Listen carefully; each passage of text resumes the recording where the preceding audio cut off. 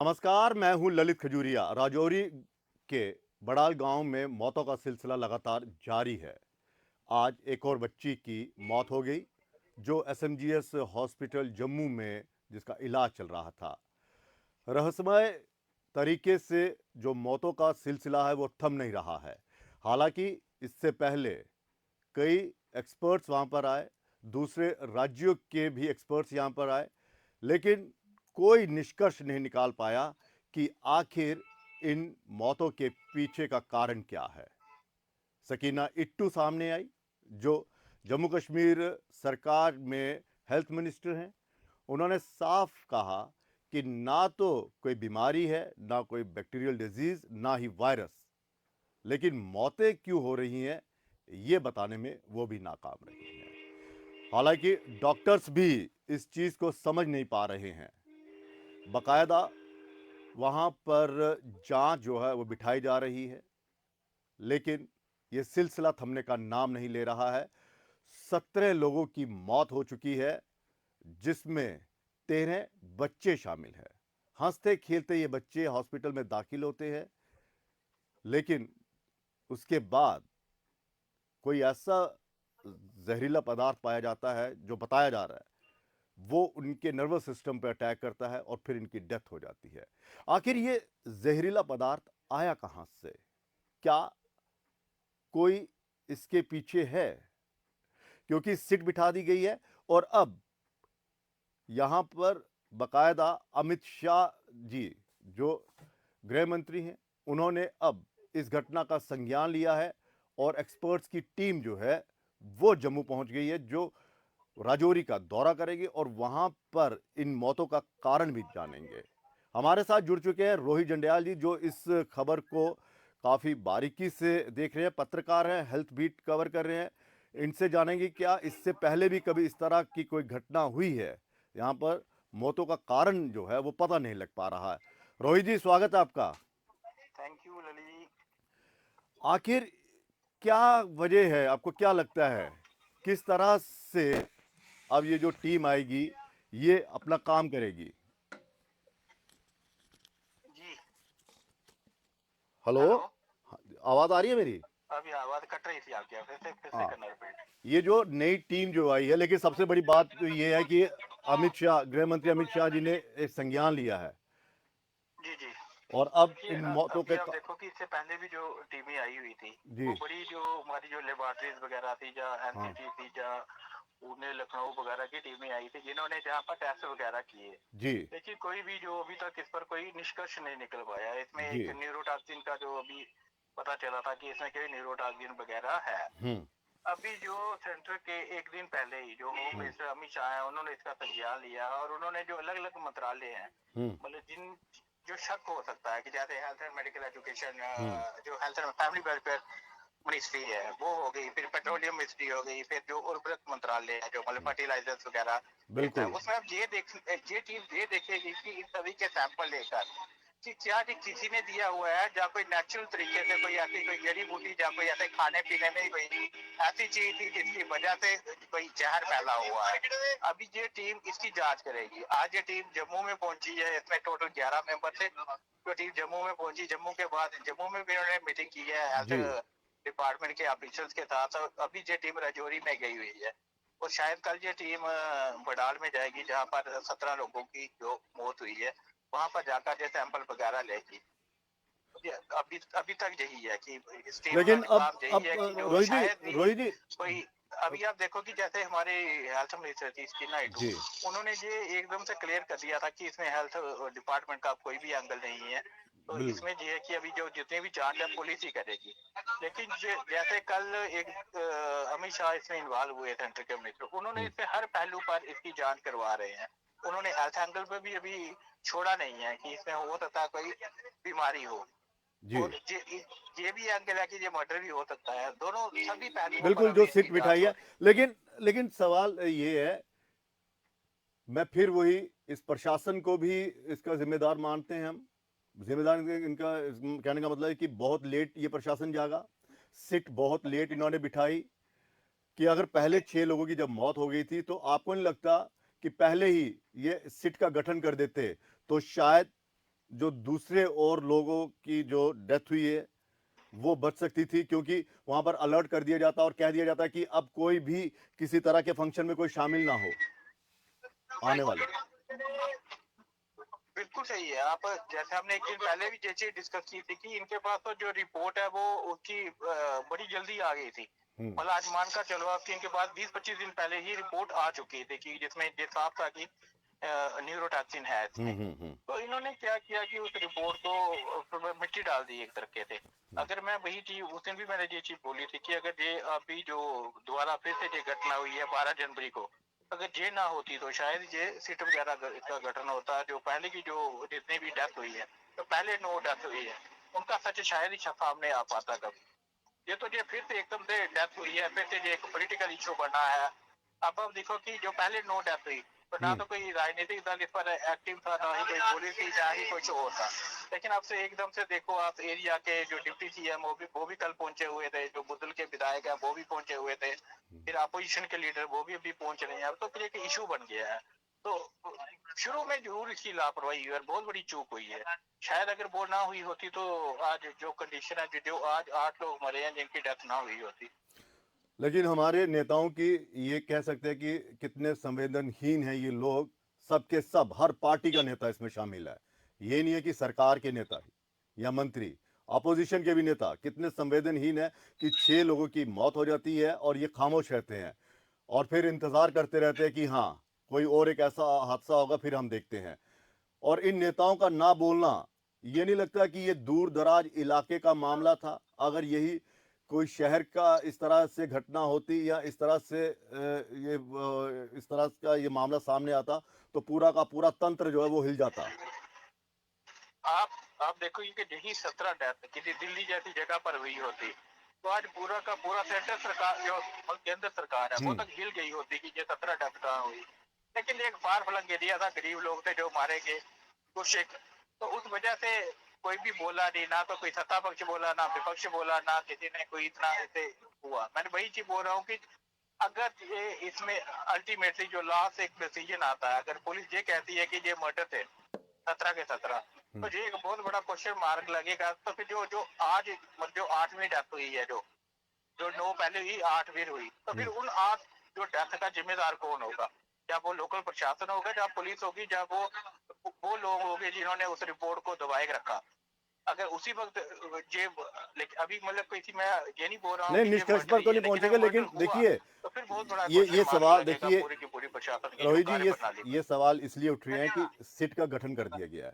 बिल्कुल। ठीक है, इसका मतलब अब प्रशासन भी ये सोच रहा है कि कहीं इसमें कोई जाति दुश्मनी कोई निकाल तो नहीं रहा, कोई रंजिश तो नहीं निकाल रहा, कोई साजिश तो नहीं है, क्योंकि 3 परिवार के सदस्यों का जाना और तीनों का आपस में रिश्तेदार होना, ये भी एक सवाल जो है वो सामने एक आ रहा है कि हाँ कहीं कोई रंजिश ना हो।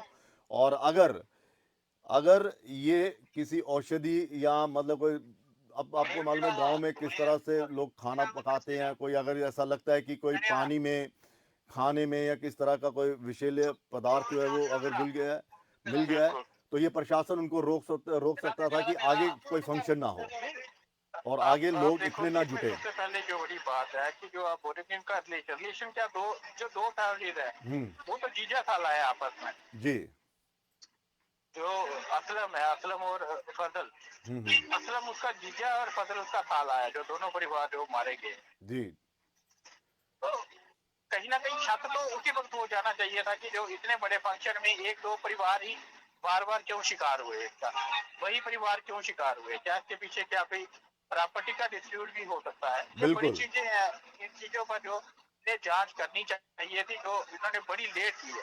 कर रहे हैं जांच, लेकिन ये रोहित जी जांच एक करते सवाल, करते इन्होंने कम रोहित से जी कम भी आज रोहित जी 20-22 दिन रोहित जी लेट हुए हैं। एक सवाल और है, क्या अगर प्रशासन उसी वक्त एक्शन में आता तो जो ये 2 फंक्शन हुए ये रोके जा सकते थे?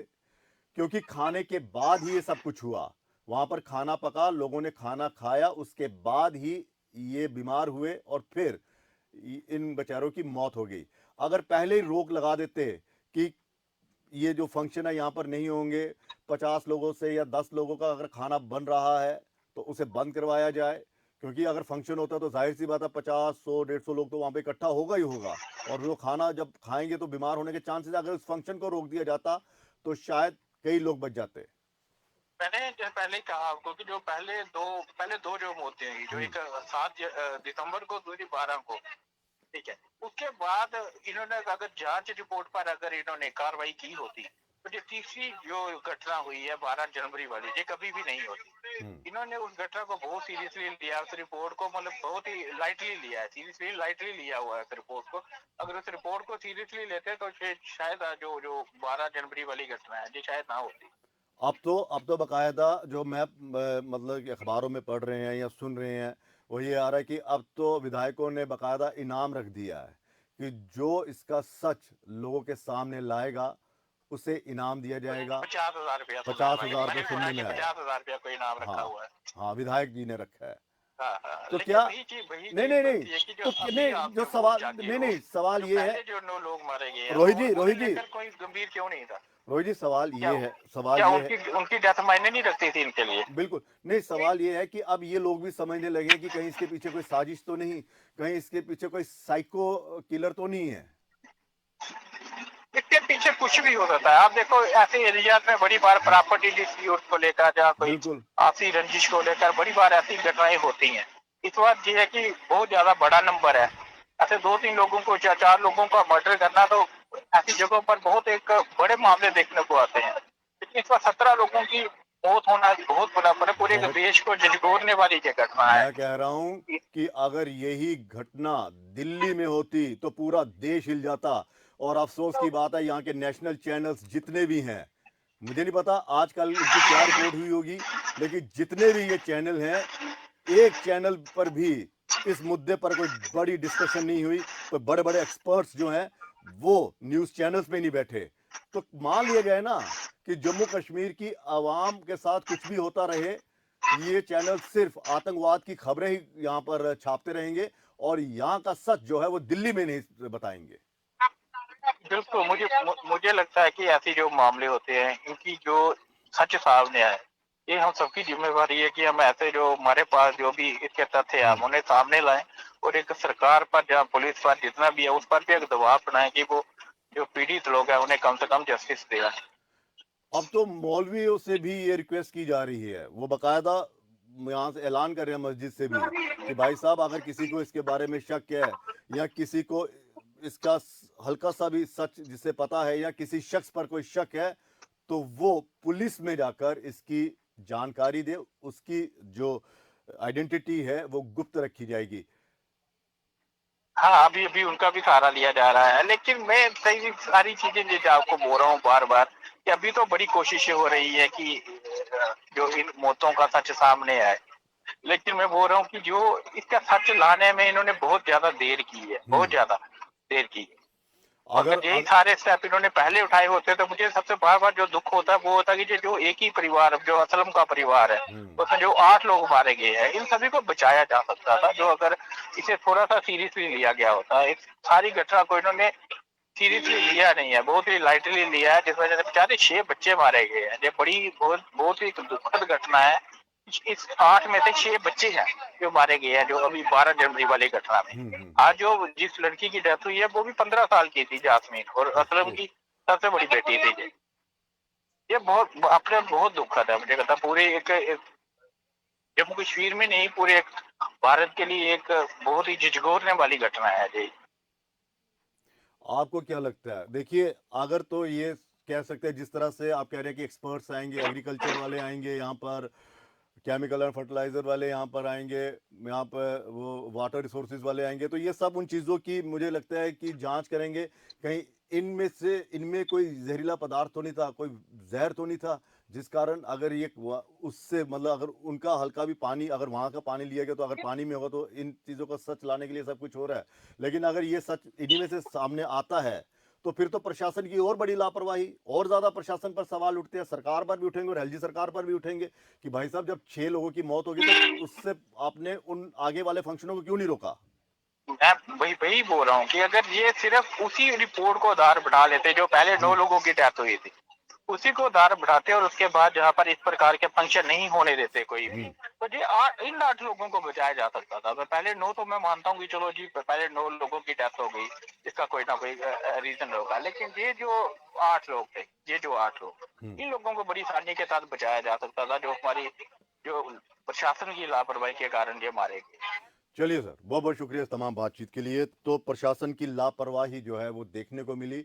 अगर पहले ही घटना पर वहाँ पर सख्ती की जाती है, जब रोहित जी कह रहे हैं अगर दूसरी घटना भी पेश आती है और उस वक्त भी ये सख्ती वहाँ पर पेश की जाती कि कोई फंक्शन ना होने देता और आगे किसी तरह का जो लोगों को इकट्ठे ना होने देते, तो शायद इन घटनाओं को रोक सकते थे। लेकिन प्रशासन जो है इतना लापरवाह दिखा कि वो अपनी ही मस्ती में रहा और पहली रिपोर्ट को दबाकर उन्होंने सबसे बड़ा ब्लंडर ये किया कि लोगों को आगाह नहीं किया। और दूसरा ये कि कोरोना से लोग इतने नहीं डरे होंगे जितना अब लोगों में इस चीज़ का डर है। हालांकि जीएमसी राजौरी के जो प्रिंसिपल हैं भाटिया साहब, अमरजीत सिंह भाटिया साहब, उन्होंने लोगों से भी अपील की है कि ये कोई छुआछूत वाली बीमारी नहीं है, आप मत डरिए, सच हम सामने लाएंगे। लेकिन सच जो है वो क्या प्रशासन ने उस वक्त क्यों दबाया जब दूसरे जब ये घटना हुई थी तो बकायदा पोस्टमार्टम और उसकी जो रिपोर्ट थी वो सार्वजनिक क्यों नहीं की? अगर की होती तो शायद तीसरा फंक्शन ना होता, इतने लोग इकट्ठे ना होते और जो उसके बाद 8 लोगों की जान गई है वो बच सकती थी।